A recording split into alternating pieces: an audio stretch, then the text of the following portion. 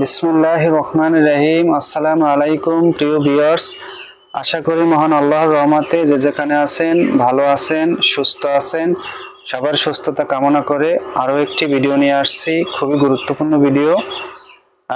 আশা করি শুরু থেকে শেষ পর্যন্ত সবাই দেখবেন, কথাগুলো শুনবেন, আপনাদের অনেক ফায়দা এবং কাজে আসবে।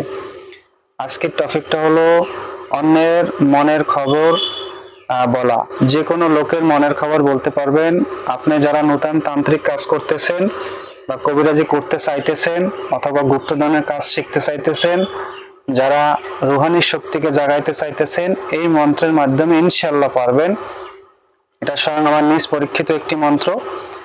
আর এটার মাধ্যমে আপনি ইনশাআল্লাহ আপনার রুহানি শক্তি জাগিয়ে যে কোনো রোগী আপনার কাছে চলে আসলে কি জন্য আসলে বলতে পারবেন, কি কাজের জন্য আসছে। আপনি হেঁটে গেলে মাটির দিকে লক্ষ্য করলে এই মাটির নিচে কি আছে আপনি বলে দিতে পারবেন।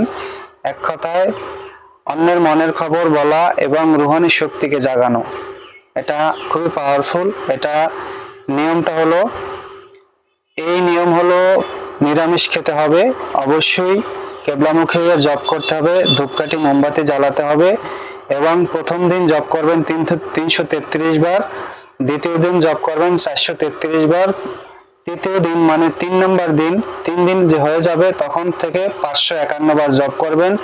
7 দিন অথবা 21 দিন জপ করতে হবে, নিরামিষ খেতে হবে, মাটিতে শুইতে হবে, অবশ্যই স্ত্রীর কাছে শোয়া যাবে না, মিথ্যা কথা ফাঁসা কথা বলা যাবে না।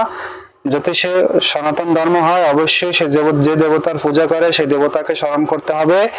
আর মুসলিম যদি হয়ে থাকে অবশ্যই 5 ওয়াক্ত নামাজ পড়তে হবে। আশা করি সবার ভালো লাগবে, এটা দিয়ে রুহানি শক্তি জাগাতে পারবেন।